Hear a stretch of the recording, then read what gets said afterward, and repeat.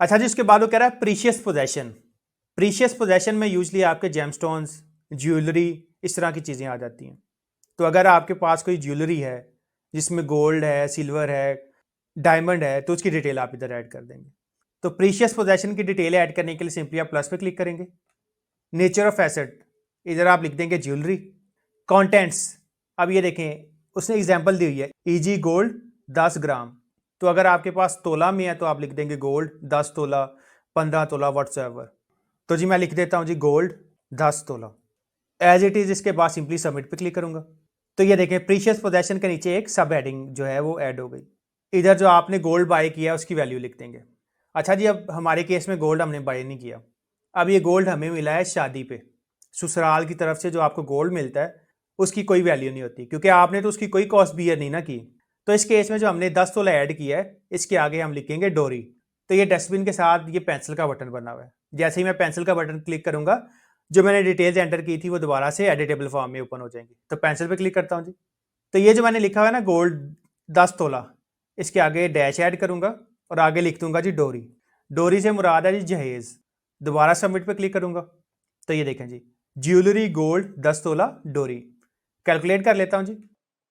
तो ये मेरी डिटेल सेव हो गई है। उसके बाद आ रहा है जी household effect. Household effect में आपके जितनी भी घरेलू आइटम्स हैं, आपका हाउस होल्ड फर्नीचर है, आपकी किचन की आइटम्स हैं, आपकी डिशेज हैं, इसके अलावा आपकी जो पर्सनल आइटम्स हैं वो इधर आ जाएंगी। एंड व्हाट्सएवर जो भी आपकी फर्निशिंग वाली आइटम्स हैं वो इधर आ जाएंगे जी। आप सपोज कर लें जो हमारे घर में फर्नीचर है और किचन सेट है उसकी वैल्यू है तकरीबन जी 4.5-5 लाख। तो इधर वैल्यू लिख लेता हूँ जी। सपोज कर लें 5 लाख है तो 5 लाख लिख दूंगा। कैलकुलेट करूंगा जी।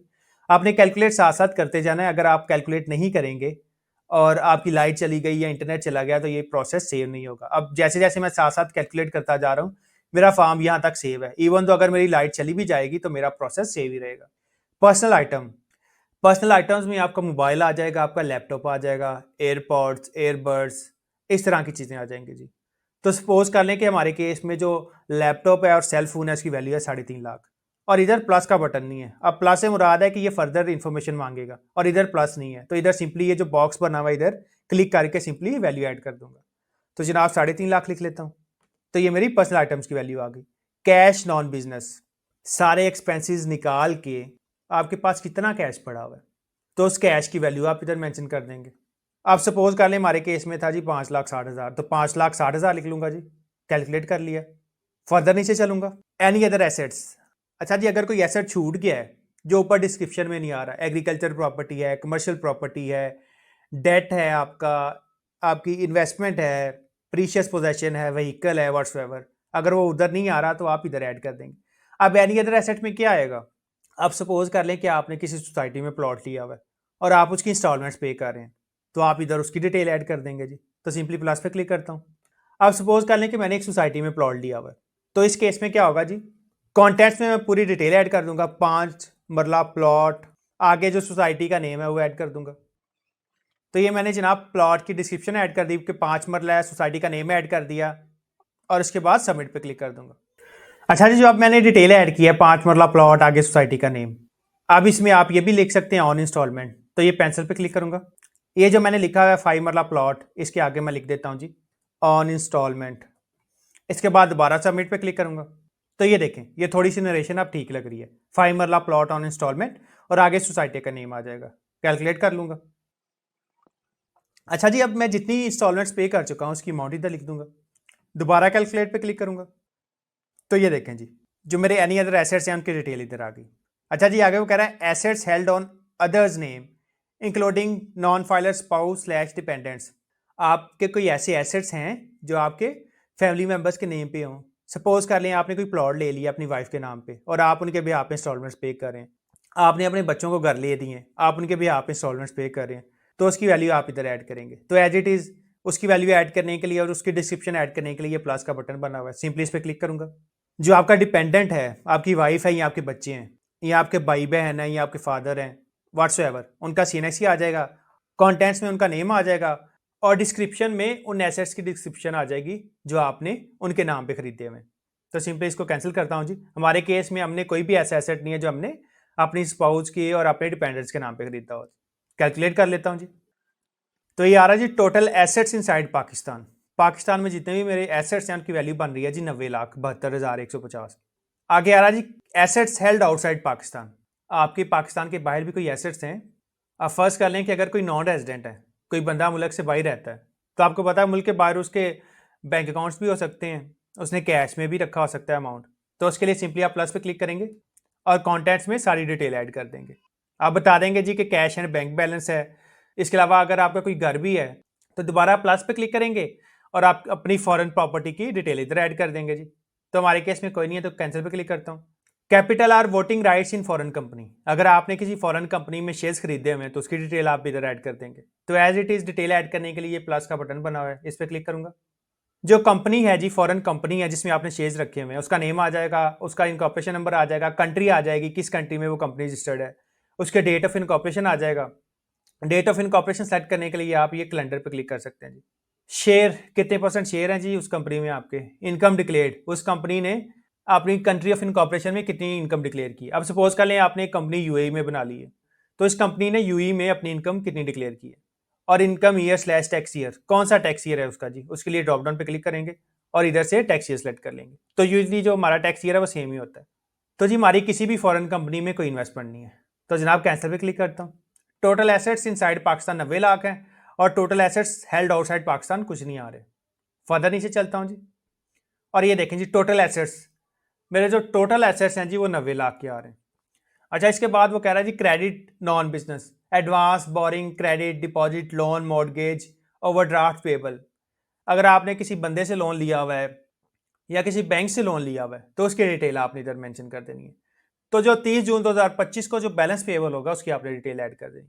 अब ये भी तो हो सकता है ना, आपने अपनी कंपनी से लोन लिया हो, आपने गाड़ी लीज पे ली हो, आपने कोई घर लीज पे लिया हो, तो उसकी आप डिटेल इधर ऐड कर देंगे। तो प्लस पे क्लिक करूंगा जी। क्रेडिटर सीएनएससी स्लैश रजिस्ट्रेशन नंबर, अगर आपने किसी फैमिली मेंबर से या वैसे किसी बंदे से लोन लिया हुआ है तो उसका सीएनएससी नंबर आ जाएगा। किसी कंपनी से लोन लिया हुआ है या किसी बैंक से लोन लिया हुआ है तो उसका इनकॉर्पोरेशन नंबर या उसका एनटीएन लिख देंगे आप। अब सपोज कर लें कि मैंने बैंक अल्फला से लोन लिया हुआ है, तो प्लस पे क्लिक करूंगा, गूगल पे जाके सर्च करूंगा जी बैंक अल्फला एनटीएन।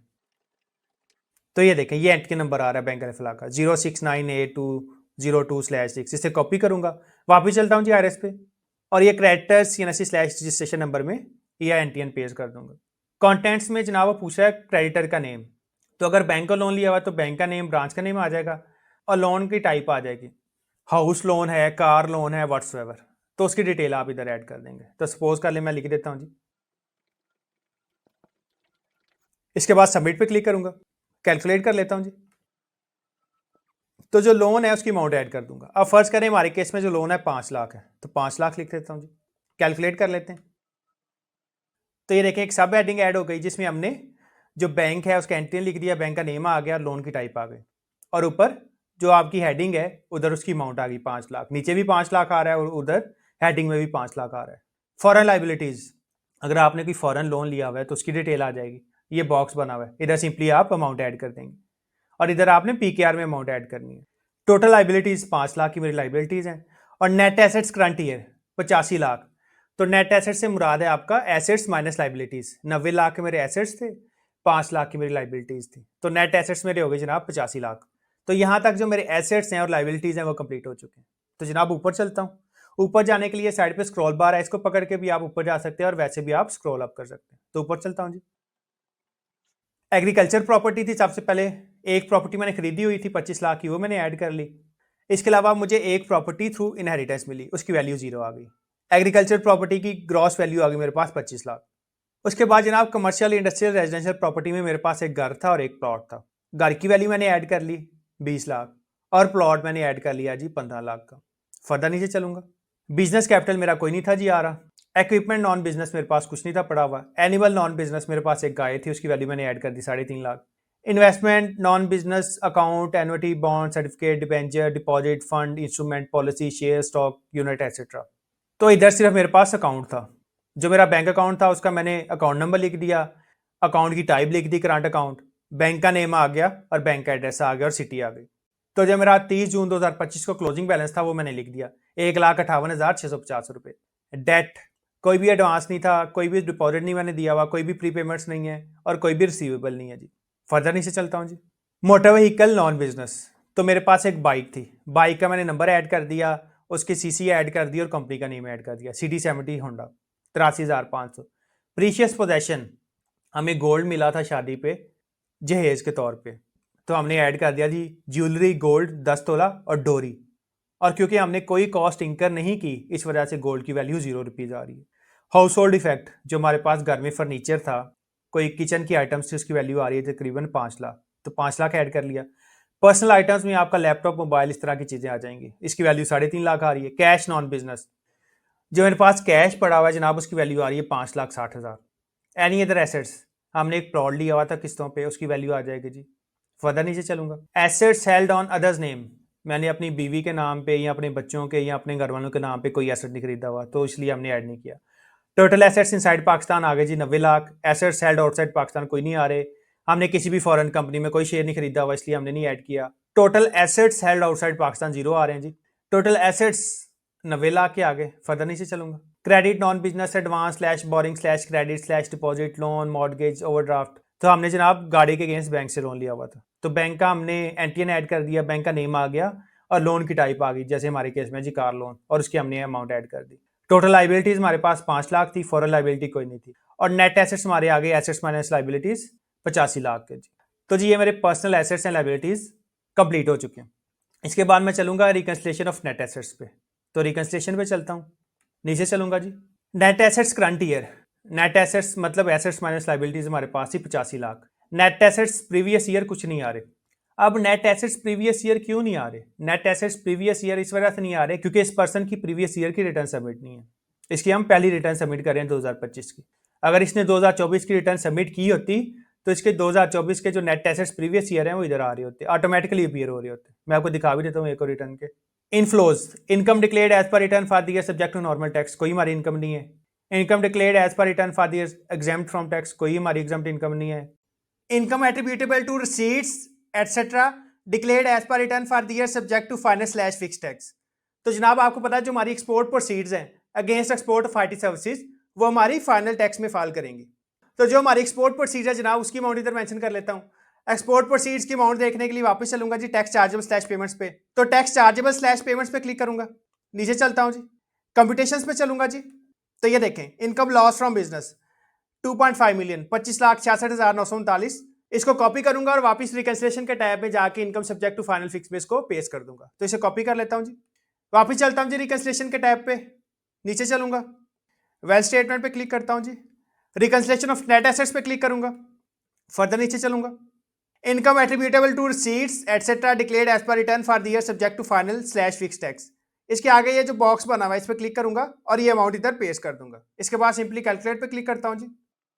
एडजस्टमेंट्स इन इनफ्लोज, इस कॉलम के साथ हमारा कोई कंसर्न नहीं है जी। उसके बाद आ रहा है जी फॉरेन रेमिटेंस। अच्छा जी, आपके माँ बाप, बहन भाई, आपके हस्बैंड, अगर कोई भी आपका रिलेटिव बाहर रह रहा है और वो बाहर से आपके अकाउंट में पैसे लगवाते हैं, वो अपने फॉरेन अकाउंट से आपके अकाउंट में भी पैसे भेज सकते हैं। इसके अलावा वो किसी करेंसी एक्सचेंज के थ्रू, वेस्टर्न यूनियन है, रिया है, इनके थ्रू भी आपके अकाउंट में पैसे लगवा सकते हैं। तो अगर तो आपके रिलेटिव्स आपको पैसे भेज रहे हैं फॉरेन कंट्री से, तो उसकी अमाउंट आप इधर ऐड कर देंगे। और आपको पता है कि जैसे ही आपके अकाउंट में रेमिटेंस लगती है तो आपको पीआरसी भी रिसीव होता है। पीआरसी में आपको एक्सपोर्ट प्रोसीड्स के केस में दिखा चुका हूं। तो जनाब हमारे केस में कोई हमें फॉरेन रेमिटेंस रिसीव नहीं हुई, तो इसको छोड़ दूंगा जी। इसके बाद फर्दर नीचे चलता हूं जी। अच्छा जी, उसके बाद आ रहा है इनहेरिटेंस। तो इनहेरिटेंस का आपको मैं पहले बता चुका हूं वेल स्टेटमेंट में कि अगर आपको अपने पेरेंट्स से कोई प्रॉपर्टी इनहेरिट होती है ऑन देयर डेथ, तो उसकी वैल्यू इधर आ जाएगी। और आपको पता है कि इनहेरिटेंस यूजुअली 0 वैल्यू पे आएगी, तो इसको आप ऐसे ही छोड़ देंगे जी। हमारे केस में कोई इनहेरिटेंस नहीं है तो इसको छोड़ दूंगा। गिफ्ट, तो जनाब अगर आपका अपने ब्लड रिलेटिव से, अपने पेरेंट्स से, अपने सिबलिंग्स से, अपनी स्पाउस से या अपने बच्चों से कोई गिफ्ट मिला है, चाहे वो कैश गिफ्ट है, चाहे वो कोई प्रॉपर्टी है, तो उसकी वैल्यू इधर ऐड कर देंगे। अगर आपको कोई कैश गिफ्ट मिला है तो आपने एक बात याद रखनी है कि गिफ्ट जो है वो हमेशा थ्रू क्रॉस चेक होगा या थ्रू ऑनलाइन ट्रांसफर होगा। कैश में जो है आप इसको गिफ्ट ट्रीट नहीं करेंगे। गिफ्ट आप सिर्फ थ्रू प्रॉपर बैंकिंग चैनल ही ले सकते हैं। अगर आपके फादर आपको 50 लाख दे रहे हैं तो वो थ्रू क्रॉस चेक देंगे या वो आपके अकाउंट में ऑनलाइन ट्रांसफर कर देंगे।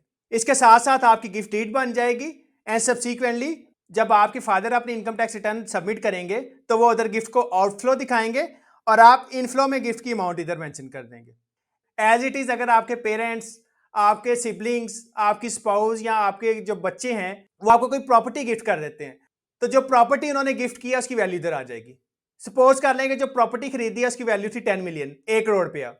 आपके फादर ने एक प्लॉट खरीदा, उसकी वैल्यू थी 1 करोड़ रुपया। वो प्लॉट आपके फादर ने आपको गिफ्ट कर दिया, तो आपके फादर अपनी रिटर्न में उसको आउटफ्लो में दिखाएंगे और आप अपनी रिटर्न में इनफ्लोज में, ये देखें जी, ये इनफ्लोज आ रहे हैं, इनफ्लोज में जाके गिफ्ट में उसकी डिटेल ऐड करेंगे और उसकी अमाउंट ऐड कर देंगे जी।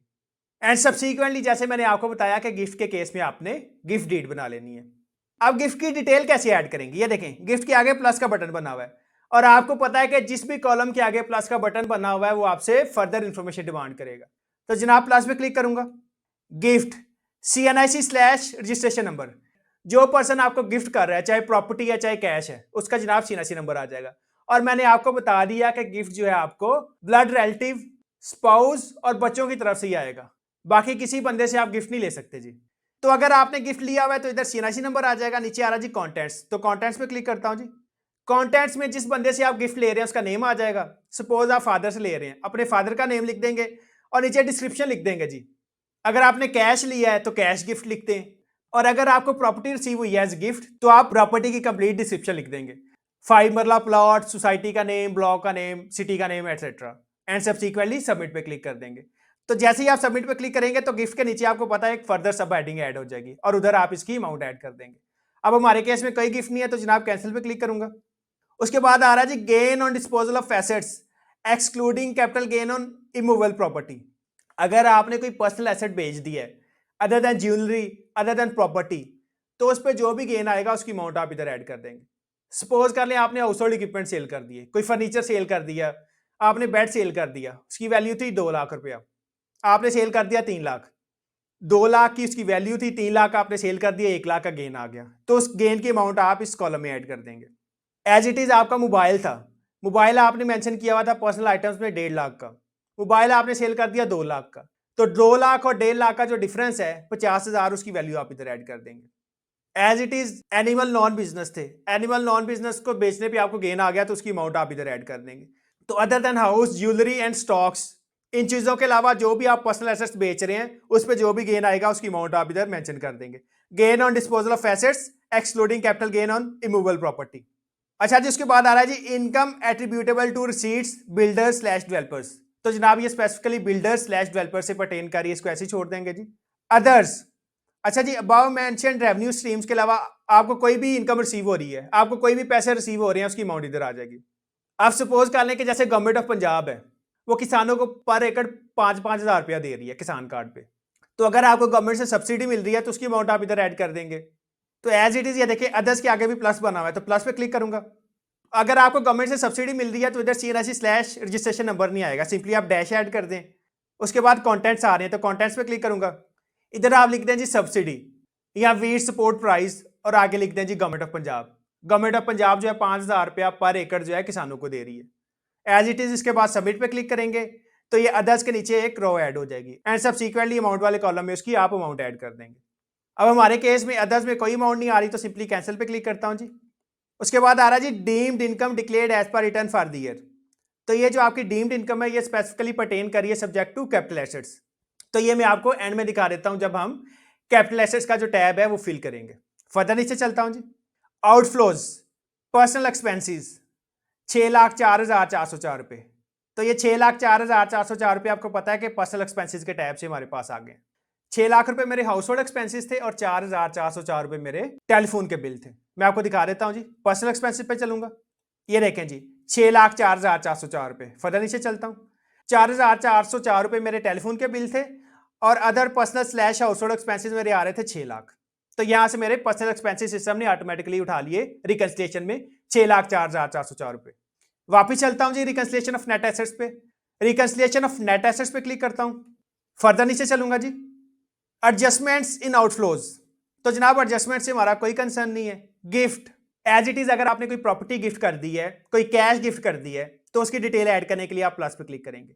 जैसे मैंने आपको ऊपर इनफ्लोज में बताया कि अगर आपने कैश रिसीव करना है तो थ्रू प्रॉपर पैकिंग चैनल करेंगे, प्रॉपर्टी रिसीव करनी है तो गिफ्ट डीड बनेगी। एज इट इज अगर आप कैश में गिफ्ट दे रहे हैं तो जनाब आपने थ्रू प्रॉपर पैकिंग चैनल देना है जी।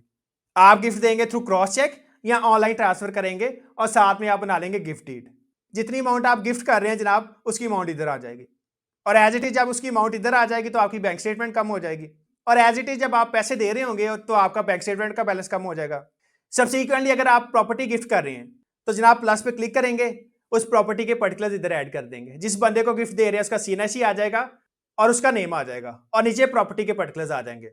जो प्रॉपर्टी आप गिफ्ट कर रहे हैं उसकी वैल्यू आ जाएगी and as it is personal assets slash liabilities में वो प्रॉपर्टी आप निकाल देंगे जी। तो जनाब हम कोई गिफ्ट नहीं दे रहे। इसके बाद आ रहा जी loss on disposal of assets. अच्छा जी, जैसे मैंने आपको इनफ्लोज में gain on disposal of assets दिखाया, ऐसे ही आउटफ्लोज में लॉस भी आ सकता है। सपोज कर लें आपने हाउस होल्ड आइटम्स जो हैं वो बेच दी।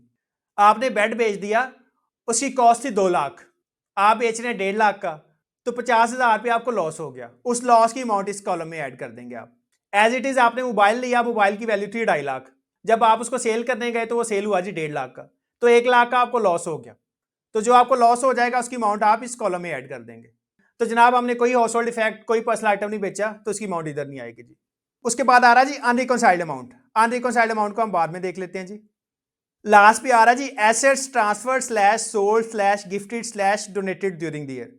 अच्छा जी, अगर आपने कोई प्रॉपर्टी डोनेट कर दिया या आपने कोई प्रॉपर्टी ट्रांसफर कर दिया किसी नॉन प्रॉफिट ऑर्गेनाइजेशन को, किसी NGO को, किसी फलाही तंजीम को आपने कोई प्रॉपर्टी ट्रांसफर कर दी है, तो जनाब उसकी वैल्यू आप इधर मेंशन कर देंगे।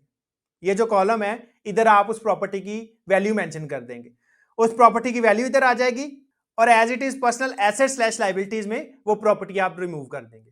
एज इट इज अगर आपने कैश में डोनेशन कर दी है, आपने क्रॉस चेक एरिया व्हाट्सएवर, तो इधर उसकी अमाउंट आ जाएगी and subsequently personal asset slash liabilities में उसकी अमाउंट आप मेंशन कर देंगे। तो जनाब हमारी अनरिकॉन्साइल्ड अमाउंट आ रही है 6.6 मिलियन। और आपको पता है कि हम ऐसे पर्सन की इनकम टैक्स रिटर्न फाइल कर रहे हैं जिसने पिछले साल की इनकम टैक्स रिटर्न फाइल नहीं की। तो जनाब अब हमने इस अनरिकॉन्साइल्ड अमाउंट को कैसे खत्म करना है? इस अनरिकॉन्साइल्ड अमाउंट को हमने लेके आना है 0 पे। तो जनाब इस वैल्यू को कॉपी करूंगा, ऊपर चलता हूं जी। नेट एसेट्स करंट ईयर मेरे पास आ रहे हैं 8.5 मिलियन के, और नेट एसेट्स प्रीवियस ईयर यानी कि 2024 के नेट एसेट्स मेरे पास नहीं आ रहे। अगर मैंने 2024 की इनकम टैक्स रिटर्न फाइल की होती तो 2024 के नेट एसेट्स ऑटोमेटिकली इधर रिफ्लेक्ट हो रहे होते। अब 2024 के नेट एसेट्स नहीं आ रहे मेरे पास क्योंकि मैं फर्स्ट टाइम रिटर्न फाइल कर रहा हूं। तो आपने क्या करना है जी, ये जो अनरिकॉन्साइल्ड अमाउंट है 6.6 मिलियन, इसको आप कॉपी करेंगे, ऊपर चलता हूं जी। नेट एसेट्स प्रीवियस ईयर के आगे ये जो अमाउंट का टैब आ रहा है इस पर क्लिक करूंगा और इधर ये अमाउंट पेस्ट कर दूंगा। तो जनाब अमाउंट पेस्ट करता हूं जी। इसके बाद सिंपली कैलकुलेट पे क्लिक करूंगा, फर्दर नीचे चलता हूं जी। तो ये देखें जी अनरिकॉन्साइल्ड अमाउंट, मेरी अनरिकॉन्साइल्ड अमाउंट हो चुकी है 0। जब तक आपकी अनरिकॉन्साइल्ड अमाउंट 0 नहीं होगी तब तक सिस्टम आपको इनकम टैक्स रिटर्न सबमिट नहीं करने देगा। तो जनाब अब मैं आपको ऐसे बंदे की इनकम टैक्स रिटर्न दिखा देता हूं जिसने लास्ट ईयर की इनकम टैक्स रिटर्न सबमिट की हुई है और उसके net assets previous year income tax return में रिफ्लेक्ट हो रहे हैं। तो जनाब ऐसे बंदे की इनकम टैक्स रिटर्न देख लेते हैं। तो ऊपर चलता हूं जी, क्लोज पे क्लिक करूंगा। तो जनाब इसके बाद इसको साइन आउट कर लेता हूं और ऐसे बंदे का लॉगिन कर लेता हूं जिसने प्रीवियस ईयर में इनकम टैक्स रिटर्न सबमिट की हुई है टैक्स ईयर 2024 की। तो ये जो पावर का बटन बना हुआ है इस पर क्लिक करके लॉग आउट कर लूंगा जी। तो जनाब मैंने ऐसे बंदे के लॉगिन क्रेडेंशियल्स लगा लिए हैं जिसने 2024 की इनकम टैक्स रिटर्न फाइल की है। तो सिंपली लॉगिन पे क्लिक करूंगा जी। तो जनाब इस बंदे की रिटर्न मैंने ऑलरेडी ओपन की हुई है। तो जनाब आपको पता है कि अगर आपने रिटर्न ओपन की हुई है, आपकी लाइट चली गई है या आपका इंटरनेट चला गया है या आपने प्रोसेस क्लोज कर दी है, आपका फॉर्म ओपन था, तो आपकी रिटर्न होगी ड्राफ्ट मोड में।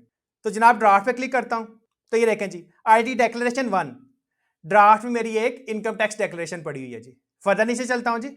नीचे जाने के लिए साइड पे स्क्रॉल बार बनी हुई है, इसको पकड़ के भी आप नीचे जा सकते हैं और आप फर्दर स्क्रॉल डाउन भी कर सकते हैं। तो जनाब स्क्रॉल डाउन कर लेता हूं। 114 subsection 1 return of income file voluntarily for complete year. Tax payer का नेम आ गया, CNC नंबर आ गया, टैक्स पीरियड आ गया जी 1 जुलाई 24 से लेके 30 जून 2025, टैक्स ईयर 2025 है जी। ड्यू डेट मेरी आ रही है 30 सितंबर 2025। एक्शन के आगे डस्टबिन का बटन है और पेंसिल का बटन है, तो पेंसिल पे क्लिक करूंगा जी। वेल स्टेटमेंट पे चलूंगा, रिकंसिलिएशन ऑफ नेट एसेट्स पे क्लिक करता हूं जी। तो ये देखें जी net assets current year 5.8 million और net assets previous year 5.8 million. Net assets previous year इस वजह से आ रहे हैं कि क्योंकि इस बंदे ने प्रीवियस ईयर में इनकम टैक्स रिटर्न फाइल की हुई है और वही आपके नेट एसेट्स करंट ईयर बन रहे हैं। और नेट एसेट्स करंट ईयर भी इनके इस वजह से 5.8 मिलियन बन रहे हैं क्योंकि इस पर्सन ने अभी तक अपनी जो इनकम है वो डिक्लेयर नहीं की, ना इसने इनकम डिक्लेयर की है ना इसने एक्सपेंसेस रिकॉर्ड किए हैं। तो जनाब सपोज कर लेते हैं कि इस पर्सन की भी एक्सपोर्ट प्रोसीड्स हैं, ये पर्सन भी फ्रीलांसर है और ये भी IT की सर्विसेज जो है प्रोवाइड कर रहा है। तो बिजनेस के टैब पे चलता हूं जी, अदर रेवेन्यूज पे क्लिक करूंगा। अदर्स के टैब में जाके जो हमारी एक्सपोर्ट प्रोसीड्स हैं उसकी अमाउंट ऐड कर दूंगा। सपोज कर लें कि जो हमारी एक्सपोर्ट प्रोसीड्स हैं वो हैं जी 25,339। एज इट इज कैलकुलेट पे क्लिक करूंगा और यही अमाउंट कॉपी करके फाइनल टैक्स के कॉलम में भी इसको पेस्ट कर दूंगा। दोबारा कैलकुलेट कर लेता हूं जी। तो आपको पता है कि सर्विसेज के केस में जो आपके एक्सपोर्ट प्रोसीड्स हैं वो फाइनल टैक्स में फॉल करती हैं, तो इस वजह से हमारी amount subject to normal tax कोई नहीं आएगी। जो हमारा टैक्स कट गया एक्सपोर्ट स्टेज पे वही हमारा फाइनल टैक्स है, फर्दर हमारी टैक्स लायबिलिटी नहीं बनेगी। तो जनाब रेवेन्यूज में तो हमने अमाउंट ऐड कर दी। इसके बाद टैक्स चार्जेबल स्लैश पेमेंट्स के सेक्शन में चलूंगा और फाइनल टैक्स के टैब में जाके 154A में रिसीट वैल्यू और टैक्स डिडक्टेड की अमाउंट ऐड कर दूंगा।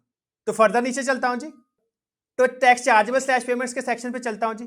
फर्दर नीचे चलूंगा, टैक्स चार्जेबल स्लैश पेमेंट्स के टैब पे क्लिक करता हूं, फिक्स स्लैश फाइनल टैक्स पे क्लिक करूंगा जी। नीचे चलता हूं जी, 154A वाला जो कॉलम है वो ढूंढ लूंगा।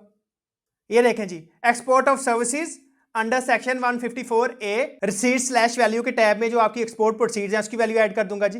Export of services under section 154A at the rate of 1%, क्योंकि ये जो फ्रीलांसर है ये पीसैब के साथ रजिस्टर्ड नहीं है। तो जनाब रिसीट वैल्यू ऐड कर देता हूँ। टैक्स कलेक्टेड स्लैश डिडक्टेड, तो इसका जनाब 1% जो है हमारा टैक्स विदहेल्ड हुआ होगा, तो उसकी अमाउंट ऐड कर देता हूँ जी। इसके बाद सिंपली कैलकुलेट पे क्लिक करूंगा, तो जनाब जो हमें एक्सपोर्ट प्रोसीड्स रिसीव हुई हैं उसकी वैल्यू ऐड कर दूंगा जी। Export of services under section 154A at the rate of 1%, क्योंकि जिस फ्रीलांसर की हम इनकम टैक्स रिटर्न सबमिट कर रहे हैं वो बंदा पीसैब में रजिस्टर्ड नहीं है। तो जनाब रिसीट स्लैश वैल्यू के कॉलम में अमाउंट ऐड कर दूंगा जी। इसके बाद टैक्स कलेक्टेड स्लैश डिडक्टेड के कॉलम में जो टैक्स विदहेल्ड हुआ उसकी अमाउंट ऐड कर देंगे। तो आपको पता है कि ऐसा फ्रीलांसर जो पीसैब के साथ रजिस्टर्ड नहीं है उसका टैक्स विदहेल्ड हो रहा होगा एट द रेट ऑफ 1%, तो टैक्स अमाउंट ऐड कर देता हूं जी। तो ये मेरी टैक्स अमाउंट आ गई। इसके बाद सिंपली कैलकुलेट पे क्लिक करूंगा, तो ये देखें जी रिसीट स्लैश वैल्यू 2.5 मिलियन और 25,000 का इस पर टैक्स विदहेल्ड हो गया और टैक्स चार्जेबल भी मेरा 25,664 ही आ रहा है। जितना मेरा टैक्स विदहेल्ड हो गया उतनी मेरी टैक्स लायबिलिटी बन रही थी, फर्दर मेरा कोई टैक्स पेबल नहीं निकलेगा। तो जनाब मेरी IT एक्सपोर्ट्स के अगेंस्ट जो मेरा टैक्स था वो मैंने ऐड कर दिया। कोई एडजस्टेबल टैक्स नहीं है जी, मेरे नाम पे कोई सेल फूल नहीं था, कोई मेरा टैक्स विदहेल्ड नहीं हुआ, कोई कैश विड्रॉल पे टैक्स विदहेल्ड नहीं हुआ, कोई प्रॉपर्टी के अगेंस्ट कोई गाड़ी का टोकन टैक्स पे नहीं किया, कोई गाड़ी परचेज नहीं की व्हाट्सएवर। तो सिंपली कंप्यूटेशन पे चलूंगा जी, तो कंप्यूटेशन पे क्लिक करता हूँ। इनकम फ्रॉम सैलरी कोई नहीं आ रही, income slash loss from property कोई नहीं आ रहा, income slash loss from business, तो ये मेरी बिजनेस इनकम आ रही है जी 2.5 मिलियन और ये सब्जेक्ट टू फाइनल टैक्स है और मेरी income subject to normal tax कोई नहीं आ रही जी। फर्दर नीचे चलता हूँ जी, कोई gain slash loss from capital assets नहीं आ रहा, कोई मैंने प्रॉपर्टी नहीं सेल की, कोई मैंने ज्वेलरी नहीं सेल की, कोई मैंने शेयर्स नहीं सेल किए जी। कोई अदर सोर्स से इनकम नहीं है जी, कोई फॉरेन इनकम नहीं है, कोई एग्रीकल्चर इनकम नहीं है, कोई AOP से शेयर नहीं मिला जी। टोटल इनकम 2.5 मिलियन मेरी टोटल इनकम थी और ये सब्जेक्ट टू फाइनल टैक्स है। कोई डिडक्टेबल अलाउंसेस नहीं है जी, कोई प्रॉफिट अंडर सेक्शन 7F नहीं है, टैक्सेबल इनकम मेरी कोई नहीं आ रही क्योंकि मेरी सारी income subject to final tax है जी। टैक्स चार्जेबल 25,664 मेरा टैक्स बन रहा था। नॉर्मल इनकम टैक्स कोई नहीं आ रहा क्योंकि मेरी income subject to final tax है। Final fixed minimum average relevant reduce income tax, तो जी फाइनल टैक्स मेरा बन रहा था 25,664 रुपये। इतना ही मेरा टैक्स चार्जेबल था और इतना ही मेरा टैक्स बन रहा था अंडर फाइनल टैक्स। फर्दर नीचे चलता हूँ जी, कोई WWF नहीं है, कोई टैक्स रिडक्शंस नहीं है, कोई टैक्स क्रेडिट नहीं लिए जी, कोई हाई अर्निंग, कोई टैक्स ऑन डीम्ड इनकम नहीं है जी, कोई tax on high earning person नहीं है जी। फर्दर नीचे चलूंगा जी, विद होल्डिंग इनकम टैक्स 25,664 रुपये मेरा टैक्स विदहेल्ड हुआ, 25,664 रुपये ही मेरा टैक्स चार्जेबल बन रहा था सब्जेक्ट टू फाइनल फिक्स। कोई एडवांस इनकम टैक्स विदहेल्ड नहीं हुआ। फर्दर नीचे चलूंगा जी, एडमिटेड इनकम टैक्स मेरा कोई नहीं आ रहा। एडमिटेड इनकम टैक्स अगर इधर आ रहा होता तो इसका मतलब था मेरी टैक्स लायबिलिटी बनती।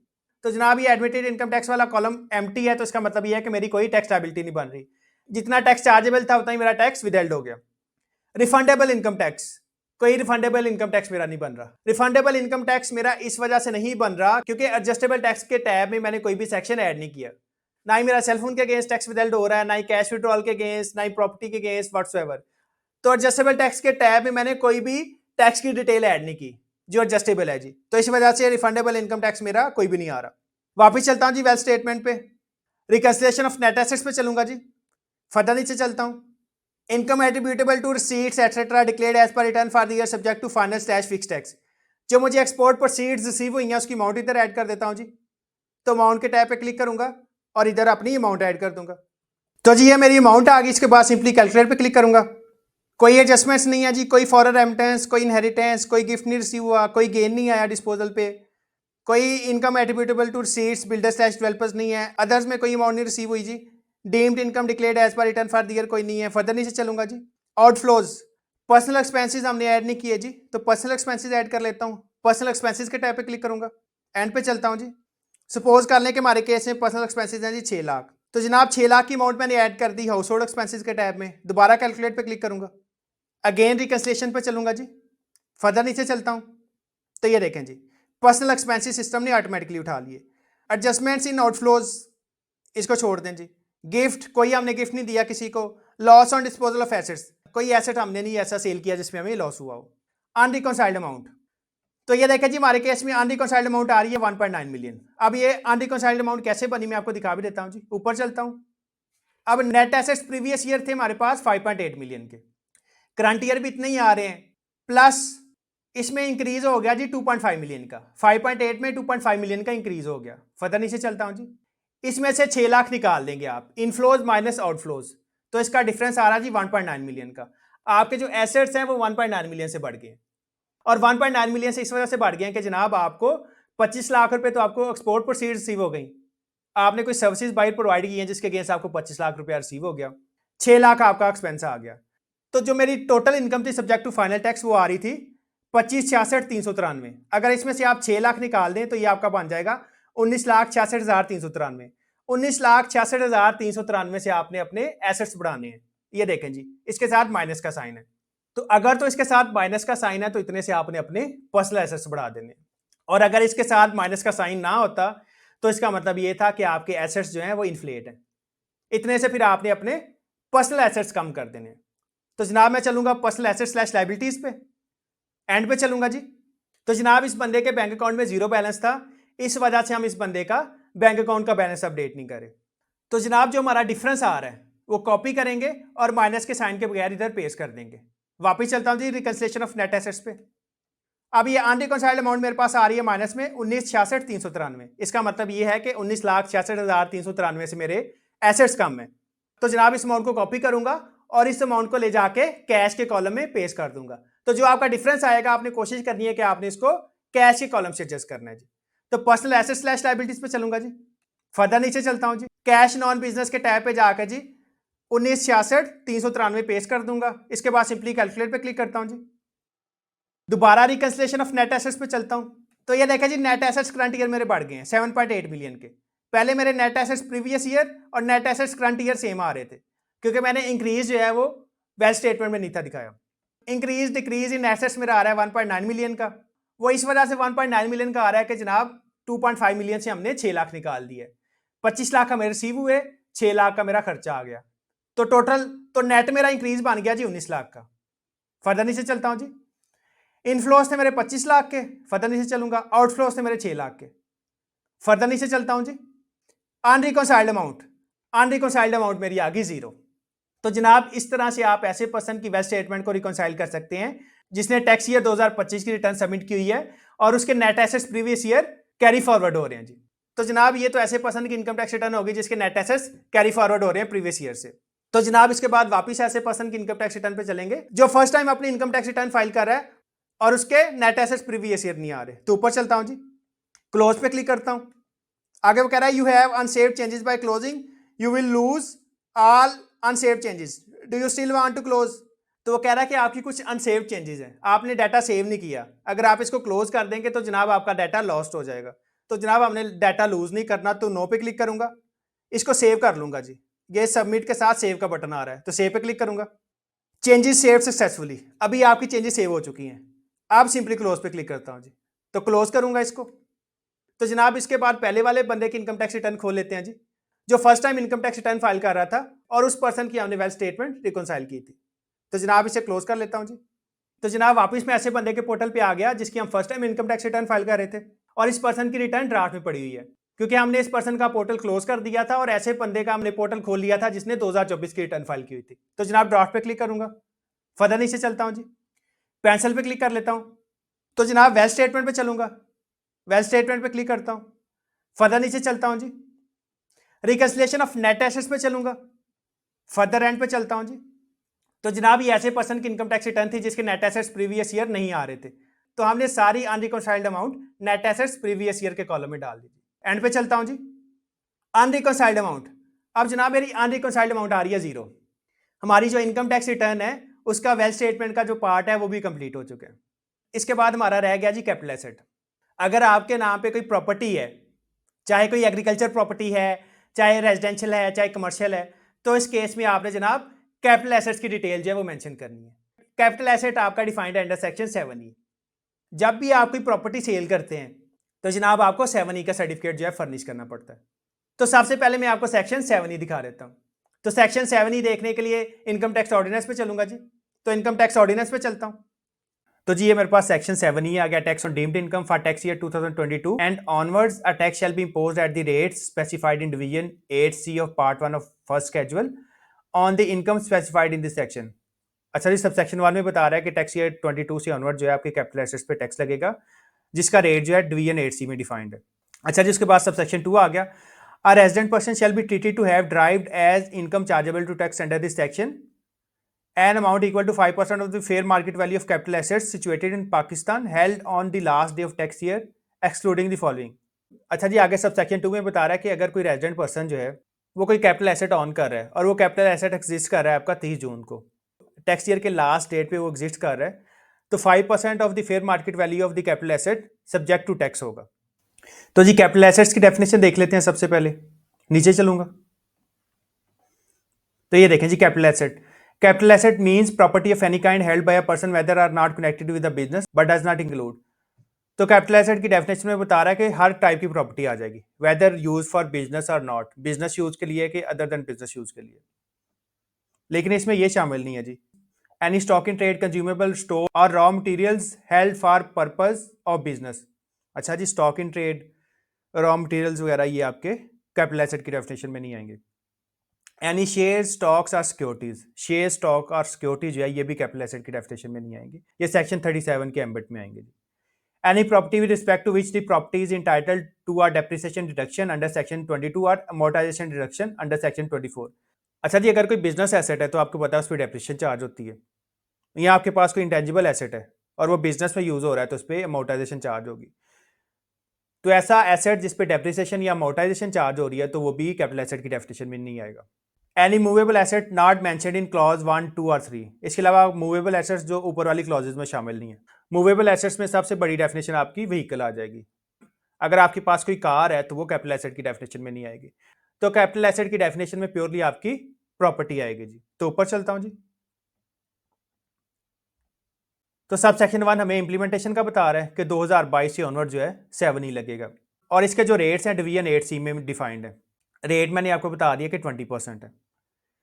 सब सेक्शन 2 में बता रहा है कि सिर्फ रेजिडेंट इंडिविजुअल्स जो हैं उन पे 7E लगेगा, और रेजिडेंट इंडिविजुअल्स की ऐसी प्रॉपर्टी पे लगेगा जो 30 जून पे एग्जिस्ट कर रही हैं, और उन प्रॉपर्टी की फेयर मार्केट वैल्यू का 5% जो है सब्जेक्ट टू टैक्स होगा।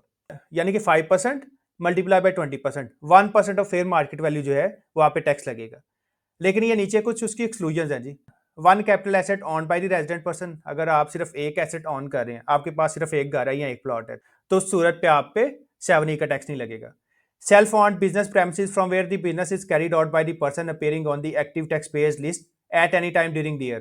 अच्छा जी, अगर आपके पास सेल्फ ओन्ड बिजनेस प्रेमिसेस है, आपके पास प्रॉपर्टी है, इंडस्ट्रियल प्रॉपर्टी है या कमर्शियल प्रॉपर्टी है जहां पे आप बिजनेस अंडरटेक कर रहे हैं और आपका नाम ATL में आ रहा है, तो उस केस में भी 7E नहीं लगेगा उस प्रॉपर्टी पे।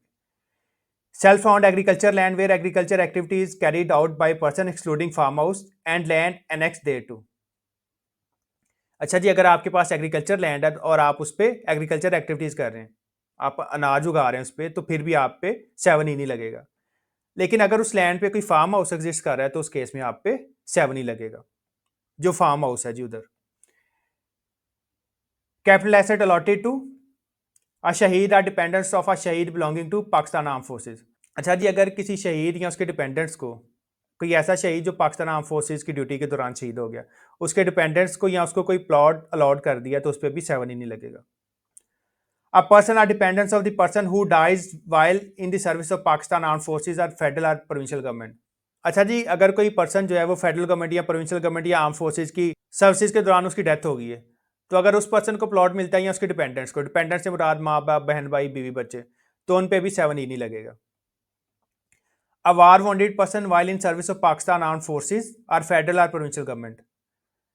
अच्छा जी, अगर कोई गाजी है, वार वॉन्डेड पर्सन से मुराद कोई गाजी है जो जंग में जख्मी हुआ है during the service of federal government, provincial government या आर्म फोर्सेज, तो अगर उसको भी कोई प्लॉट अलॉट होता है तो उस पर भी 7 ही नहीं लगेगा। An ex serviceman and serving personnel of arm forces or ex employees or serving personnel of federal and provincial governments being original allottees of the capital assets duly certified by the allotment authority. अच्छा जी, अगर serving personal को या ex serviceman, retired फौजियों को या retired employees जो federal government के हैं या सर्विंग एम्प्लॉइज हैं, अगर वो प्लॉट लेते हैं किसी सोसाइटी में, किसी अप्रूव्ड सोसाइटी में प्लॉट लेते हैं और वो ओरिजिनल अलॉटी हैं, यानी कि उन्होंने इंस्टॉलमेंट्स पे की हैं और बैलेटिंग के थ्रू उनका नाम निकला है, उन्होंने प्लॉट किसी और से परचेज करके अपने नाम पे ट्रांसफर नहीं करवाया, वो ओरिजिनल अलॉटी थे, तो उस केस में भी उन पे 7 ही नहीं लगेगा। Any property from which income is chargeable to tax under the ordinance and tax leviable is paid thereon। अच्छा जी, अगर आपकी कोई प्रॉपर्टी सब्जेक्ट टू टैक्स है अंडर दिस ऑर्डिनेंस, अब सपोज कर लें आपने कोई प्रॉपर्टी रेंट पे दी हुई है तो उस पर तो ऑलरेडी टैक्स चार्ज हो रहा है अंडर दिस सेक्शन, तो ऐसी प्रॉपर्टी जो रेंटल प्रॉपर्टी है उस पर भी 7 ही चार्ज नहीं होगा। Capital asset in the first year of acquisition where tax under section 236K has been paid. अच्छा, अगर आपने कोई प्रॉपर्टी परचेज की और उस पर 236K का टैक्स पे कर दिया तो फर्स्ट ईयर ऑफ इस एक्विजिशन आप पे 7 ही नहीं लगेगा। Where the fair market value of capital assets in aggregate excluding the capital assets mentioned in clauses A, B, C, D, E and F does not exceed ₹25 million। अच्छा जी, अगर आपके जो एग्रीगेट एसेट्स हैं अदर देन जो ऊपर defined है A, B, C, D, E, F clauses तक, इनके अलावा जो भी आपके पास एसेट्स हैं अगर उनकी वैल्यू 25 मिलियन यानी कि 2.5 करोड़ से कम है तो फिर भी आप पे 7 ही नहीं इंप्लीमेंट होगा। अच्छा जी, क्लॉज एच आ गई, कैपिटल एसेट्स ऑन बाय या प्रोविंशियल गवर्नमेंट आ रहा लोकल गवर्नमेंट। अच्छा जी, अगर प्रोविंशियल गवर्नमेंट या लोकल गवर्नमेंट कोई लैंड ऑन कर रही है तो उस पर भी 7 का टैक्स नहीं लगेगा जी। क्लॉज आई आगे जी, capital assets owned by a local authority, a development authority, builders and developers for land development and construction subject to the condition that such persons are registered with directorate general of designated non financial businesses and professions. अच्छा जी, अगर आपकी कोई local authority land on कर रही है, आपकी कोई डेवलपमेंट अथॉरिटी लैंड ऑन कर रही है, जैसे रूडा बनाई है अभी हमने, तो रूडा जो लैंड ऑन कर रहा है उस पर भी 7 का टैक्स नहीं लगेगा जी। इसके अलावा बिल्डर्स एंड डेवलपर्स जिन्होंने कोई कैपिटल एसेट एक्वायर किया सब्जेक्ट टू दी कंस्ट्रक्शन, तो उस पर भी 7 ही नहीं लगेगा, प्रोवाइडेड दैट जो आपके बिल्डर्स एंड डेवलपर्स हैं उन्होंने DNFBP का लाइसेंस लिया हुआ है जी। जो सर्टन प्रोफेशनल्स हैं इनके लिए DNFBP का लाइसेंस जो है लाजमी है जी, जिसमें आपके ज्वेलर्स हैं, आपके अकाउंटेंट्स हैं, बिल्डर्स एंड डेवलपर्स हैं जी। Provided that the exclusions mentioned at clauses A, E, F and G of this subsection shall not apply in case of a person not appearing the active taxpayers list other than persons covered in Rule 2 of the 10th schedule। अच्छा जी, आगे वो बता रहा है कि जो exemptions हैं, जो एक्सक्लूजन्स हैं AEFG वाली, AEFG वाली, ये इंप्लीमेंट नहीं होंगी अगर पर्सन ATL में नहीं आ रहा। फर्दर नीचे चलूंगा जी। The federal government may include or exclude any person or property for the purpose of this section। Federal government किसी भी प्रॉपर्टी को एक्सक्लूड कर सकती है जी। कैपिटल एसेट की डेफिनेशन हमने देख ली, फर्दर नीचे चलूंगा। फार्म हाउस की डेफिनेशन आ गई जी। Farm house means a house constructed on a total minimum area of 2000 square yard with a minimum covered area of 5000 square feet used as a single dwelling unit with और without an annex. अच्छा जी, आगे बता रहा है farm house की definition. Farm house से मुराद है जो इसका एरिया है वो 2000 स्क्वायर यार्ड्स हो और मिनिमम जो कवर्ड एरिया है वो 500 स्क्वायर फीट हो जी। फर्दर वो बता रहा है जी, provided at where there are more than one dwelling units in a compound and the average area of the compound is more than 2000 square yards for a dwelling unit, each one of such dwelling units shall be treated as a separate farm house। अच्छा जी, आगे वो बता रहा है कि अगर different compounds बने हुए हैं आपके फार्म हाउसेज में तो उन सबको सेपरेट जो है सेपरेट यूनिट कंसीडर किया जाएगा, वो सारे सेपरेट जो आपके फार्म हाउस कंसीडर किए जाएंगे। तो जनाब ये था मेरा सेक्शन 7 ही। ऊपर चलता हूँ जी और एक दफ़ा दोबारा देख लेते हैं। 2022 इंप्लीमेंटेड है। टैक्स रेट इसके डिवीजन 8C में डिफाइंड है। रेट इस पे लगेगा जी 20%। सब सेक्शन 2 आ गया जी, हर रेजिडेंट पर्सन पे लगेगा जिस जो प्रॉपर्टी ऑन कर रहा है जी 30 जून, जिसके पास 30 जून को प्रॉपर्टी है उसका 5% of the fair market value का टैक्स लगेगा। 5% को मल्टीप्लाई करेंगे 20% रेट के साथ तो ये आपका इफेक्टिवली रेट बन जाएगा 1% of the fair market value. आगे जी एक्सक्लूजन आ रही हैं। अगर आप एक कैपिटल एसेट ऑन कर रहे हैं, एक ही आपके पास घर है या आपके पास एक ही फ्लैट है या आपके पास एक ही प्लॉट है तो उस पर 7 ही नहीं लगेगा। सेल्फ ऑन बिजनेस प्रेमिसेस है, आपके पास बिजनेस प्रेमिसेस है जिस पे आप बिजनेस कर रहे हैं और आपका नाम ATL में आ रहा है तो तब भी आप पे 7 ही नहीं लगेगा। एग्रीकल्चर लैंड है, उस पर आप एग्रीकल्चर एक्टिविटीज कर रहे हैं तो आप पे 7 ही नहीं लगेगा, प्रोवाइडेड एट उस पर फार्म हाउस ना बनाओ। अच्छा जी, उसके अलावा पाक आर्म फोर्सेज के शहीद या उसके डिपेंडेंट्स को जो कैपिटल एसेट्स अलॉट किए हैं उस पर भी आपका 7 ही नहीं लगेगा। इसके अलावा अगर कोई पर्सन है वो फेडरल गवर्नमेंट, प्रोविंशियल गवर्नमेंट या आर्म फोर्सेज की सर्विस के दौरान उसकी डेथ हो जाती है और उस पर्सन को या उसके डिपेंडेंट्स को अगर कोई प्रॉपर्टी अलॉट होती है तो उस पर भी 7 ही नहीं लगेगा। अच्छा जी, अगर कोई पर्सन जख्मी हो जाता है आर्म फोर्सेज, फेडरल या प्रोविंशियल गवर्नमेंट की सर्विस के दौरान और उसको कोई प्रॉपर्टी अलॉट हो जाती है तो उस पर भी 7 ही नहीं लगेगा। अच्छा जी, कोई एक्स सर्विसमैन या सर्विंग पर्सनल, चाहे वो फेडरल गवर्नमेंट का है, चाहे प्रोविंशियल गवर्नमेंट का या आर्म फोर्सेज का, अगर वो ओरिजिनल अलॉटी है, उसको कोई प्लॉट मिल गया अलॉटमेंट अथॉरिटी की तरफ से तो उस पर भी 7 ही नहीं लगेगा। ऐसी प्रॉपर्टी जो सब्जेक्ट टू टैक्स है, जैसे मैंने आपको रेंटेड प्रॉपर्टी का बता दिया जी, अगर आपने ड्यूरिंग ईयर कोई एसेट खरीदा और उस पर 236K पे कर दिया तो उस टैक्स ईयर में 7 ही इंप्लीमेंट नहीं होगा। अच्छा जी, इन एक्सक्लूजन के अलावा जो आपका कैपिटल एसेट्स है, अगर उनकी वैल्यू 2.5 करोड़ से कम है तो फिर भी आप पे 7 ही नहीं लगेगा। Capital assets on by the federal government, provincial government, capital assets on by the local authority, development authority, builders and developers. और आगे बता रहा है AEFG जो क्लॉजेज हैं वो इंप्लीमेंट नहीं होंगी अगर पर्सन ATL में नहीं आ रहा। उसके बाद वो बता रहा है कि फेडरल गवर्नमेंट या प्रोविंशियल गवर्नमेंट किसी भी प्रॉपर्टी को इंक्लूड या एक्सक्लूड कर सकती है। कैपिटल एसेट की डेफिनेशन आ जाएगी, सोलली आ रहा है जी आपकी property, whether use for business और नॉन बिजनेस। एंड पे हमने फार्म हाउस की डेफिनेशन देख ली। तो ये है जी आपका कैपिटल एसेट्स। अब वापस चलूंगा अपनी रिटर्न पे। तो जी अब हम देखेंगे कैपिटल एसेट। तो कैपिटल एसेट पे जाने के लिए आपके पास ये आ रहा होगा साइड पे टैक्स चार्जेबल स्लैश पेमेंट्स। तो simply tax chargeable slash payments वाले टैब पे क्लिक करूंगा। तो ये देखें एडजस्टेबल टैक्स से ऊपर आ रहा है कैपिटल एसेट्स, तो सिंपली कैपिटल एसेट्स पे क्लिक करूंगा। तो ये मेरे पास कैपिटल एसेट्स वाला फॉर्म ओपन हो गया। नीचे चलता हूं जी, ये देखें सबसे पहले आ रहा है जी agriculture property excluding farm house. Farm house आ रहा है, residential property, commercial property, industrial property, any other immovable capital asset. आपने कॉस्ट डिक्लेयर करनी है, साथ में आपने फेयर मार्केट वैल्यू डिक्लेयर करनी है। तो अभी मैंने आपको 7 ही जो है सेक्शन दिखाया। तो जो भी आपकी प्रॉपर्टीज हैं वो आपने इधर लाजमी डिक्लेयर करनी है। अगर आप कैपिटल एसेट्स वाला टैब फिल नहीं करेंगे और ड्यूरिंग ईयर आपको प्रॉपर्टी बेचनी पड़ गई तो आप प्रॉपर्टी नहीं बेच सकेंगे जब तक आप 7 का सर्टिफिकेट ना ले लें। अच्छा, सबसे पहले आ रहा है agriculture property excluding farm house. तो जनाब हमारे पास एग्रीकल्चर प्रॉपर्टी है, हमने 2 एग्रीकल्चर प्रॉपर्टीज ऐड की हुई हैं। मैं आपको दिखा देता हूँ जी वेल स्टेटमेंट से। ये देखें जी, एक हमारे पास इनहेरिटेड आ रही है 0 वैल्यू पे और दूसरी है हमारे पास 10 कनाल 25 लाख की। अब ये दोनों प्रॉपर्टीज मैंने कैपिटल एसेट्स वाले टैब में ऐड करनी है। तो जी वापस चलता हूँ कैपिटल एसेट्स के टैब पे, टैक्स चार्जेबल स्लैश पेमेंट्स पे क्लिक करूंगा। नीचे चलता हूँ जी, कैपिटल एसेट्स पे चलूंगा।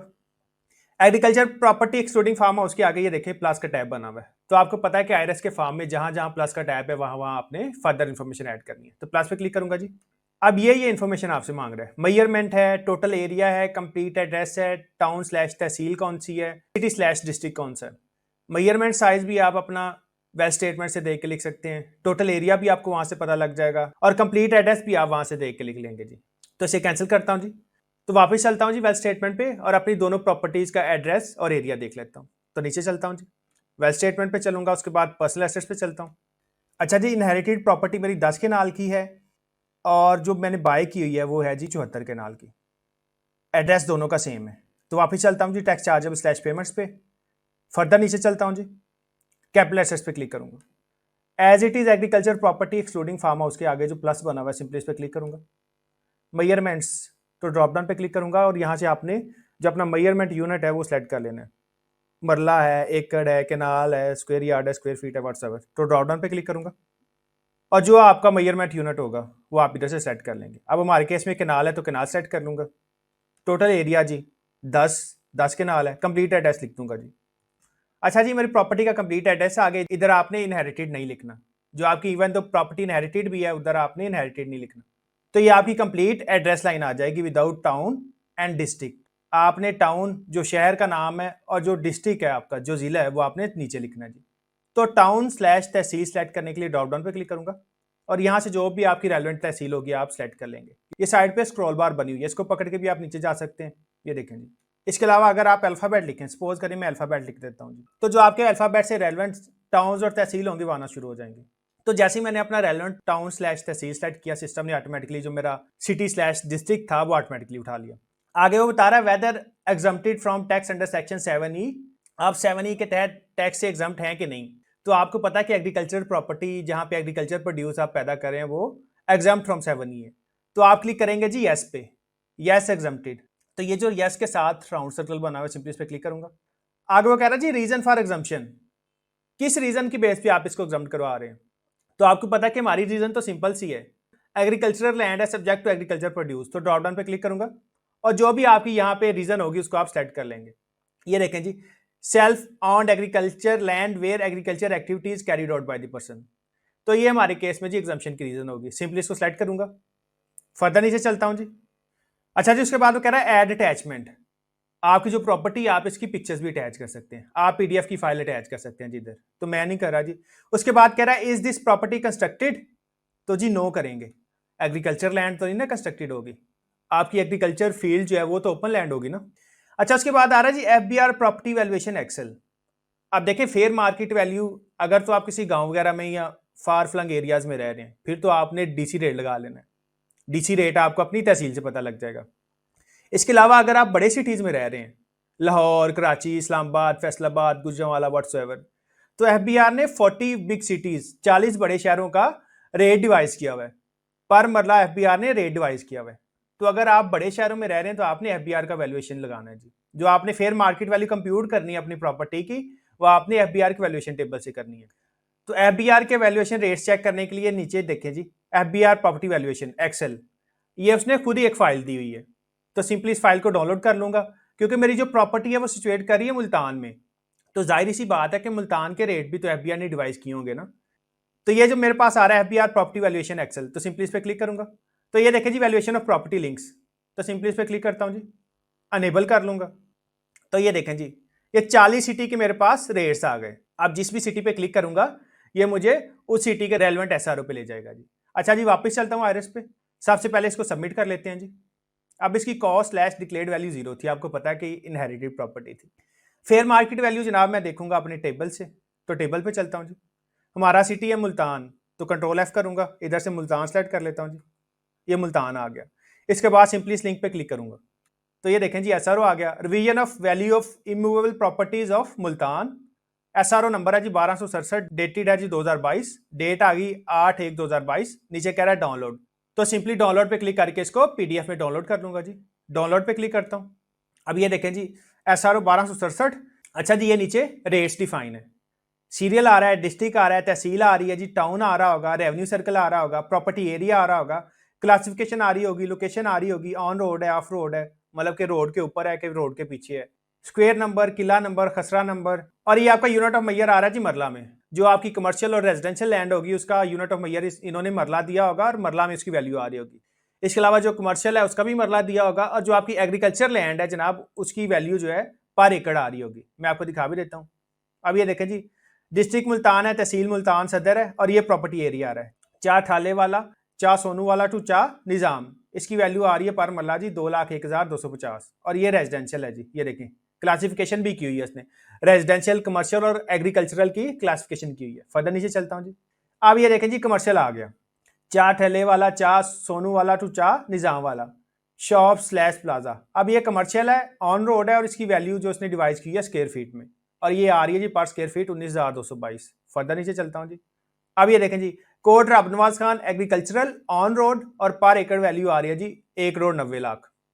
तो रेजिडेंशियल, कमर्शियल और एग्रीकल्चरल, और ये देखें जी कमर्शियल उसने मरला में भी डिफाइन की हुई है, स्क्वायर फीट में भी डिफाइन की हुई है जी।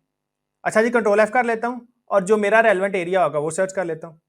तो जी हमारे एरिया में लैंड की वैल्यू आ रही है 1,70,00,000 पर एकड़ की। अब हमारे केस में तो 10 केनाल है, 1 एकड़ में 8 केनाल होते हैं, तो जनाब इसको कंप्यूट कर लेंगे।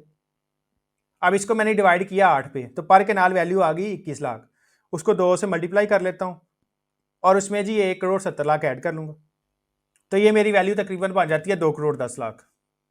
वापस चलता हूँ जी आरएस पे, और ये जो मैंने वैल्यू डिवाइड किया इधर पेस्ट कर दूंगा जी। इसके बाद कैलकुलेट कर लेते हैं जी। तो जी 10 केनाल मेरा एरिया था, कॉस्ट मैंने कोई नहीं डिक्लेयर की क्योंकि ये इनहेरिटेड प्रॉपर्टी थी, और उसकी फेयर मार्केट वैल्यू आ गई मेरी 2,12,00,000। ऐसे ही हमारे पास एक और प्रॉपर्टी और वो भी यहीं सिचुएट कर रही है, और उसका एरिया है जी 74 केनाल। तो एक और प्रॉपर्टी ऐड करने के लिए दोबारा प्लस पे क्लिक करूंगा, मेजरमेंट आपको पता है हमारे केस में कनाल थी तो कनाल सेलेक्ट कर लूंगा। एरिया था जी 74 कनाल। कंप्लीट एड्रेस ऐड कर दूंगा जी। ये हमारा कंप्लीट एड्रेस आ गया without town and tehsil. Town slash tehsil set करने के लिए ड्रॉप डाउन पे क्लिक करूंगा। ये साइड पे स्क्रॉल बार है, इसको पकड़ के भी आप नीचे जा सकते हैं, वैसे भी स्क्रॉल डाउन कर सकते हैं। तो जी हमारी तहसील स्टार्ट हो रही है एम से, तो एम लिख लेता हूँ और यहाँ से जो आपकी रेलिवेंट तहसील होगी वो सिलेक्ट कर लेंगे। तो जी मेरी तहसील आ गई, साथ में मेरा डिस्ट्रिक्ट आ गया। Whether exempted from tax under section 7 E yes. आगे वो रीजन पूछ रहा है तो ड्रॉप डाउन पे क्लिक करूंगा और हमारे केस में था जी self found agriculture land where agriculture activities carried out by the person, तो इस पर क्लिक करूंगा जी। Is this property constructed? No, agriculture land है, ये कंस्ट्रक्टेड नहीं होगी। सबमिट पे क्लिक करूंगा जी। कैलकुलेट कर लेते हैं। अब इसकी वैल्यू हमने डिक्लेयर की थी 25 लाख। वेल स्टेटमेंट पे चलता हूँ जी, पर्सनल एसेट्स पे जाऊंगा। ये देखें जी, इसकी वैल्यू हमने डिक्लेयर की है 25 लाख, तो उधर 25 लाख आ जाएगी कॉस्ट में मेरी। तो वापस चलूंगा जी कैपिटल एसेट्स पे, टैक्स चार्जेबल स्लैश पेमेंट्स पे क्लिक करूंगा, नीचे चलता हूँ जी, कैपिटल एसेट्स पे क्लिक करूंगा। अच्छा कॉस्ट, इसके बाद कॉस्ट स्लैश डिक्लेयर्ड वैल्यू में 25 लाख ऐड कर दूंगा जी। फेयर मार्केट वैल्यू हमें पता है जी 1,70,00,000 है हमारे केस में।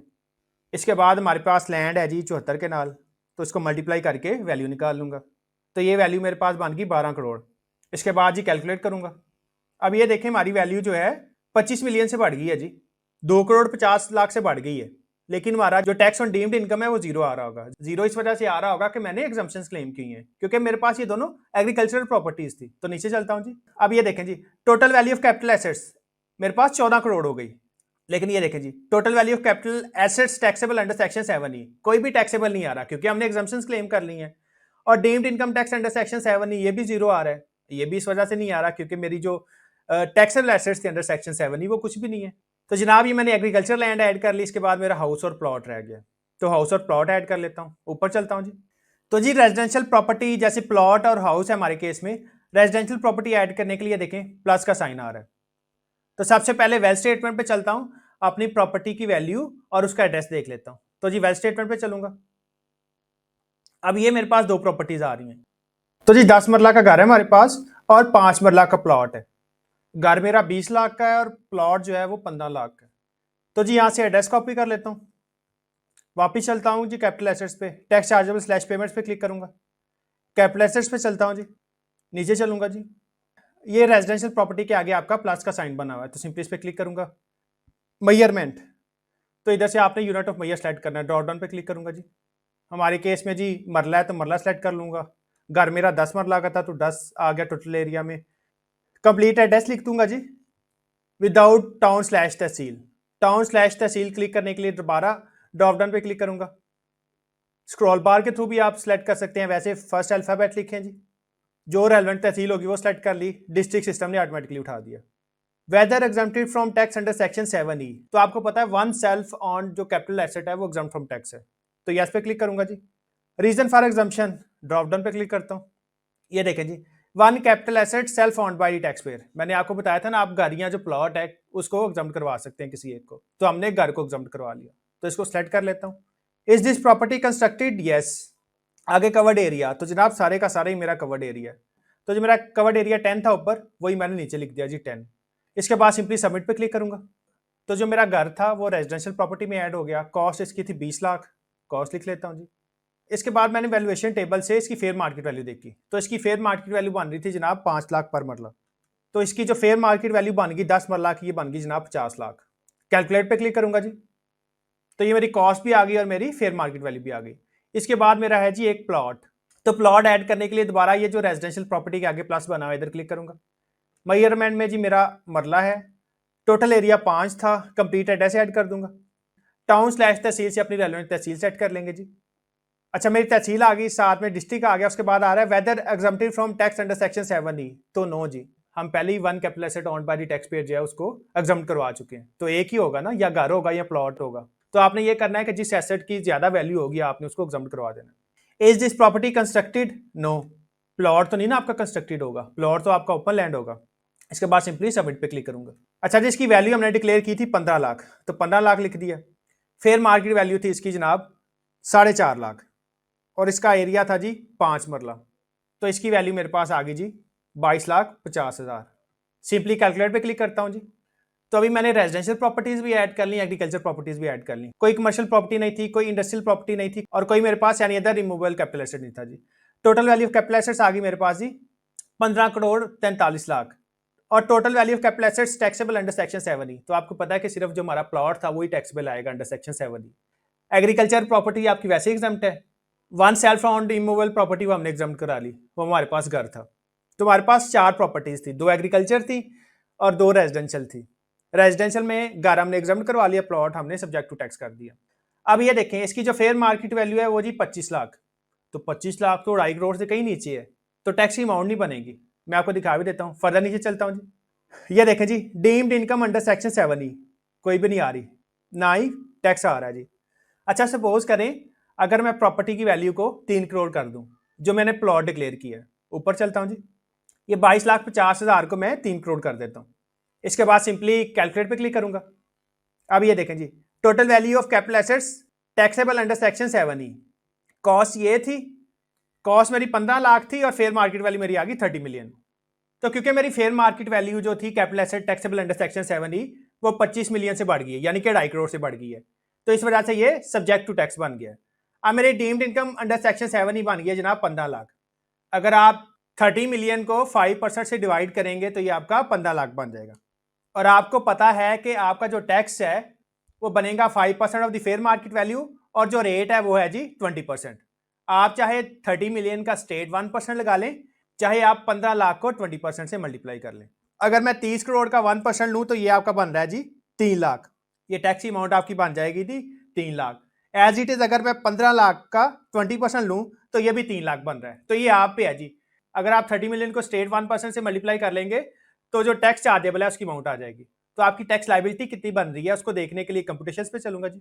नीचे चलता हूं, ये देखें जी, tax on deemed income under section 7E at the rate of 20% of 5% of fair market value. जो मेरी डीम्ड इनकम थी वो थी 15 लाख, और 15 लाख को जब आप 20% से मल्टीप्लाई करेंगे तो 3 लाख आ जाएगा। एज इट इज अगर आप 30 मिलियन को 1% से मल्टीप्लाई करेंगे तब भी 3 लाख आ जाएगा। फर्दर नीचे चलता हूँ जी, एडमिटेड इनकम टैक्स, और यही आपकी 3 लाख की लाइबिलिटी आ जाएगी। अगर आपकी लाइबिलिटी आ रही है तो सिंपली आप प्रीपेयर PSID पे क्लिक करेंगे, उसके बाद प्रिंट PSID करेंगे, इसको डिपॉजिट करवा देंगे। तो क्योंकि हमारे केस में कैपिटल एसेट्स की वैल्यू कम है तो वापस चलूंगा कैपिटल एसेट्स पे। नीचे चलता हूँ जी, जनाब अपने प्लॉट की वैल्यू चेंज कर देता हूँ, दोबारा कैलकुलेट पे क्लिक करूंगा। अब ये देखें 2.5 मिलियन जो है 25 मिलियन से कम है, तो इस वजह से मेरा deemed income under section 7E कोई नहीं बन रही। तो जनाब यहाँ तक जो मेरी इनकम टैक्स रिटर्न है वो कंप्लीट है। एडजस्टेबल टैक्स हमने ऐड कर लिया, कैपिटल एसेट्स ऐड कर लिए, एसेट्स ऐड कर लिए वेल्थ स्टेटमेंट में, देन हमने वेल्थ रिकन्सिलिएशन देख ली। अब इसके बाद इसको कैलकुलेट कर लेते हैं जी। अब इसके बाद हम चलेंगे जी एट्रीब्यूट पे। तो एट्रीब्यूट पे चलता हूँ। अच्छा जी, जैसे ही मैंने एट्रीब्यूट्स पे क्लिक किया मेरे पास ये डैशबोर्ड आ गया। आगे वो कह रहा है बिजनेस सेक्टर 1, बिजनेस सेक्टर 2, 3, 4, 5। तो इधर से आप अपना बिजनेस सेक्टर सेलेक्ट कर लेंगे। अब आपको पता है कि हमारे केस में बिजनेस सेक्टर था जी इंफॉर्मेशन टेक्नोलॉजी। तो बिजनेस सेक्टर 1 के साथ ये जो ड्रॉप डाउन बना हुआ है सिलेक्ट ऑप्शन के आगे, इधर क्लिक करूंगा और इधर लिख दूंगा जी इंफॉर्मेशन टेक्नोलॉजी। इंफॉर्मेशन लिखूंगा जी, ये देखें जी इंफॉर्मेशन टेक्नोलॉजी, ट्रेडर है, रिटेलर, मैन्युफैक्चरर, होलसेलर। अब हमारे केस में क्या आएगा जी एक्सपोर्टर इंफॉर्मेशन टेक्नोलॉजी। तो एक्सपोर्टर इंफॉर्मेशन टेक्नोलॉजी पे क्लिक कर लूंगा। तो जी ये मेरा बिजनेस सेक्टर सेलेक्ट हो गया। इसके बाद फर्दर नीचे चलता हूं जी। अब ये आ रहा है रेजिडेंस स्टेटस, तो हमने इसको सेलेक्ट करना है रेजिडेंट। आपको पता है कि अगर कोई पर्सन पाकिस्तान में 183 दिन या इससे ज्यादा मौजूद रहा है तो वो रेजिडेंट कंसीडर होगा। तो ड्रॉप डाउन पे क्लिक करता हूं जी और यहां से रेजिडेंस सेलेक्ट कर लूंगा। तो जनाब रेजिडेंस सेलेक्ट कर लेता हूं। तो ये मेरा रेजिडेंस स्टेटस भी सिलेक्ट हो गया, साथ में मैंने एक बिजनेस सेक्टर सेलेक्ट कर लिया। फर्दर ऊपर चलता हूं जी, सेव पे क्लिक करूंगा। इसके बाद सब्सिक्वेंटली सबमिट पे क्लिक करता हूं जी। आगे वो कह रहा है your task has been logged for review, kindly verify and submit. I आगे टैक्स पेयर का नेम आ जाएगा, CNSE नंबर आ जाएगा, as self slash member of association of person slash representative as defined in section 172 of the income tax ordinance 2001 of the tax payer named above, do solemnly declare that to the best of my knowledge and belief the information given in this return slash statement is correct and complete in accordance with the provisions of the income tax ordinance 2001 and income tax rules 2002। अच्छा जी, आगे जो tax payer है उसका name आ जाएगा, उसका CNSE आ जाएगा। या अगर आप AOP की रिटर्न कर रहे हैं जो आपकी एसोसिएशन ऑफ पर्सन है या जिसको फर्म कहते हैं, उसके किसी रिप्रेजेंटेटिव या उसके किसी मेंबर का नेम सीएनएससी आ जाएगा, या आप किसी रिप्रेजेंटेटिव से रिटर्न सबमिट करवा रहे हैं, कोई टैक्स कंसल्टेंट है, कोई आपका लॉयर है, कोई कज़न है, व्हाट्सएवर, तो उसका नेम या उसका सीएनएससी आ जाएगा। इधर आपका नेम और आपका सीएनएससी भी रहेगा तो कोई मसला नहीं है। तो जी आप अंडरटेक कर रहे हैं कि जो भी आपने इन्फॉर्मेशन प्रोवाइड की है वो ट्रू एंड फेयर है और वो in accordance with the provisions of income tax ordinance and income tax rules है। इसके बाद वो कह रहा है जी एंटर 4 डिजिट्स पिन, तो आपने अपना 4 डिजिट्स का पिन ऐड कर देना है। जब आपने एंटिन बनाया होगा, आपको ईमेल पे एफबीआर की तरफ से पासवर्ड और पिन रिसीव हुआ होगा, तो आपने 4 डिजिट्स का पिन इधर लगा देना जी। तो 4 डिजिट्स का पिन लगा देता हूँ इधर। अच्छा जी, इसके बाद सिंपली सबमिट पे क्लिक करूंगा, तो सबमिट पे क्लिक करता हूँ जी। तो जैसे ही आपकी रिटर्न सबमिट हो जाएगी, ये आपको वापस आईआरएस के डैशबोर्ड पे ले जाएगा। आपकी रिटर्न जो है ड्राफ्ट से निकल के कंप्लीट टास्क पे चली जाएगी। अपनी रिटर्न को देखने के लिए आप कंप्लीट टास्क पे जाएंगे, तो कंप्लीटेड टास्क में आपके पास 3 डैशबोर्ड आ रहे होंगे, रजिस्ट्रेशन, डिक्लेरेशन और ऑडिट असेसमेंट। हमारा कंसर्न होगा जी डिक्लेरेशन के साथ, तो डिक्लेरेशन पे क्लिक करूंगा। फर्दर नीचे चलता हूँ जी। ये देखें जी 114 sub section 1 return of income file voluntarily for complete year. Name आ जाएगा, सीएनएससी आ जाएगा एज इट इज, जैसे आपका ड्राफ्ट में आ रहा होगा, पीरियड आ रहा होगा और आगे एक्शन का बटन आ रहा होगा। पहले इधर आपका पेंसिल और डिलीट का बटन आ रहा था जब आपकी रिटर्न ड्राफ्ट में थी। अब इधर आ रहा है एक्शन में सिर्फ व्यू का बटन। जैसे ही आप इस व्यू के बटन पे क्लिक करेंगे तो ये आपकी जो रिटर्न है वो प्रिंटेबल फॉर्म में आ जाएगी। तो व्यू पे क्लिक करता हूँ, ये आपकी रिटर्न ओपन हो जाएगी और ये सिंपली ऊपर आपके पास प्रिंट का ऑप्शन आ रहा होगा। जैसे ही आप प्रिंट पे क्लिक करेंगे, आपके पास पीडीएफ में फाइल जो है डाउनलोड हो जाएगी। सो इस तरह से आप अपनी जो इनकम टैक्स रिटर्न है उसको सबमिट कर सकते हैं और उसको डाउनलोड कर सकते हैं। इसके अलावा अगर आपकी कोई क्वेरी हो तो आप मुझे व्हाट्सएप कर सकते हैं। इसके अलावा अगर आप रिटर्न हमसे करवाना चाहें तो आप इन रीजनेबल प्राइस ये रिटर्न हमसे भी सबमिट करवा सकते हैं। सो ये था आज के लिए जी। Thank you so much. अल्लाह हाफिज़।